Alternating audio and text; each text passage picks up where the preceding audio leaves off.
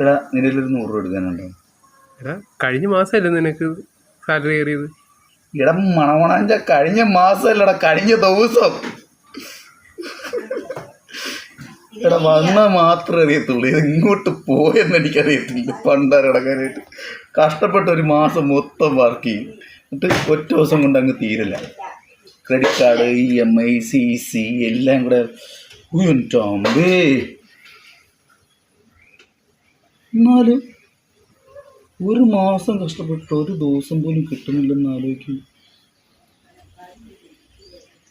എങ്ങനെ പോകും ഈ മാസം?